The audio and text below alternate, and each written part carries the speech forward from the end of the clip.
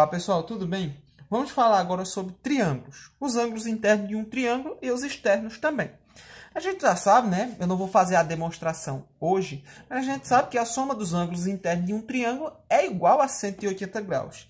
Então, eu tenho nesse exemplo aqui, esse triângulo em que há B e X. Então, eu digo que A mais B mais X tem que ser igual a 180 graus.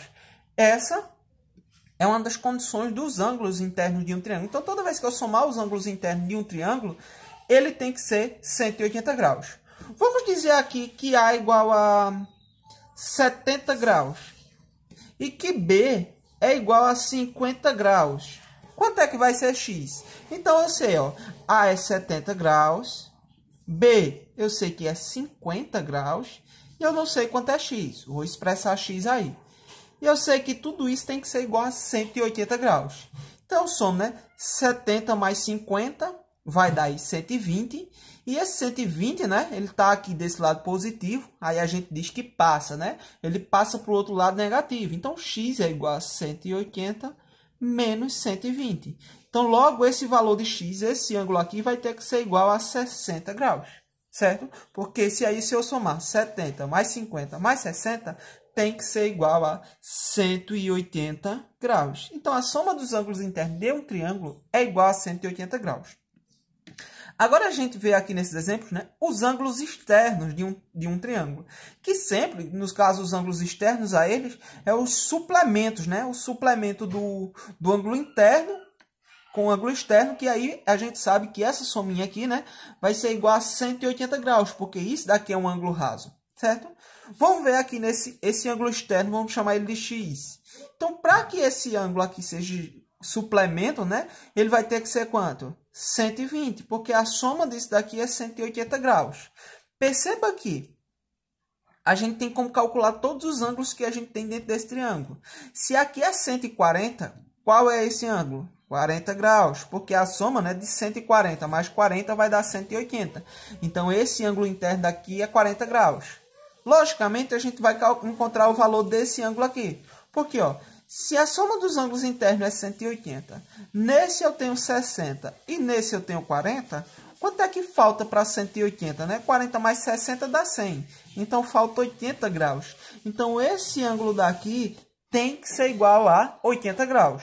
Logicamente, esse suplemento dele aqui vai ser 100 graus, certo? Mas o que eu quero que vocês prestem atenção não é necessariamente nisso. Perceba que o ângulo externo a ele, por exemplo, esse ângulo daqui de 140 graus, sempre vai ser igual aos dois ângulos não adjacentes a eles. Então, ó, 80 mais 60, 140. Então, esse ângulo daqui vai ser igual à soma desses dois. Esse ângulo daqui vai ser igual à soma desses dois. Ó. 60 mais 40 é igual a 100. 120, né? 80 mais 40 é 120. Então, o ângulo externo do triângulo sempre vai ser igual aos dois ângulos internos não adjacentes a ele. O ângulo adjacente é esse de 60, né? E os não adjacentes seriam o de 80 e o de 40 graus. E isso é ângulos externos. Para complementar, aí eu trouxe essas representações aqui para vocês. Deixa eu tentar montar aqui, certo? A gente tem aqui um triângulo, beleza? Um triângulo básico, dá uma ajeitadinha. Isso seria um triângulo, ele tem três ângulos, né? 45, 65 e 70. E para ver que isso se encaixa perfeitamente, ó, eu vou pegar esses três ângulos e vou juntar, ó, certo? E perceba que ele vai formar o quê? Quando eu juntar, ele vai formar um ângulo. Deixa eu tentar colocar aqui. Ele vai formar um ângulo de 180 graus, que seria um ângulo raso, né? Seria um ângulo raso. Então, daí também vem a ideia dos triângulos, né? Ter ângulos igual a 180 graus. Vamos falar agora sobre condição de existência, né? Condição de existência dos triângulos. Aqui, ó, condição. Qual é a condição de existência de um triângulo? É a que a soma de dois dos seus lados tem que ser maior que um terceiro lado, certo? A soma de dois lados de um triângulo tem que ser maior que um terceiro lado. Vamos ver esse exemplo aqui, ó. Como é que eu sei? Eu tenho 3 retas aqui. Como é que eu sei que essas 3 retas satisfazem a uma condição de existência de um triângulo? É que a soma de 2 de seus lados tem que ser maior que a de um terceiro. Então, ó, se eu somar aqui, ó, 5, deixa eu somar aqui em cima. 5 mais 6 é maior que 4. 5 mais 6 é o quê? 11, né? 11 é maior que 4. Então, tá atendendo por enquanto. Eu tenho que somar as 3, né? 5 mais 4 é maior que 6.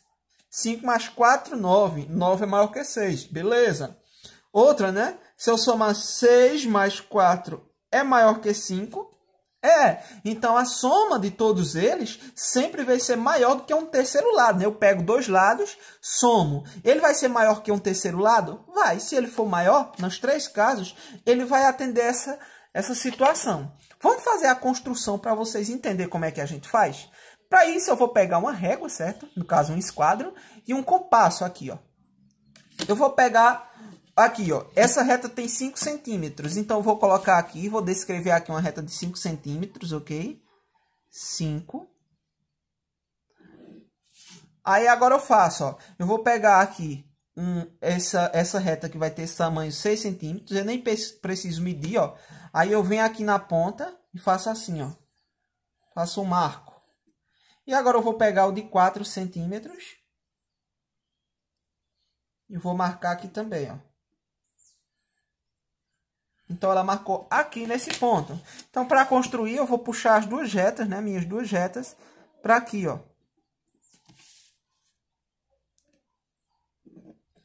Eu consegui formar um triângulo com essas 3 retas.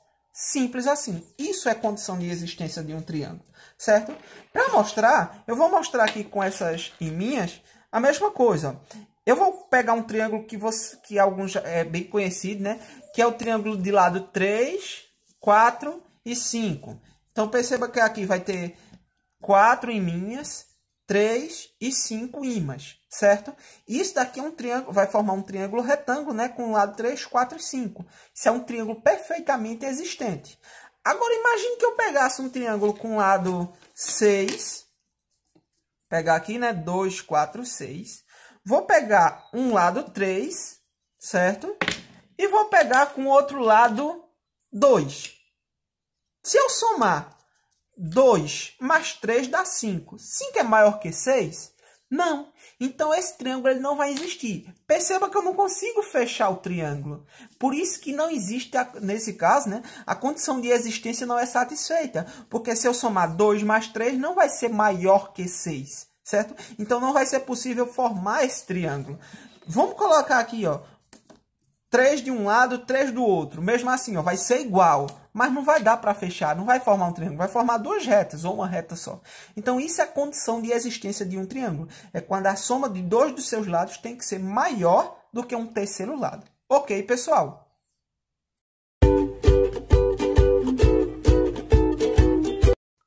Olá, pessoal, tudo bem?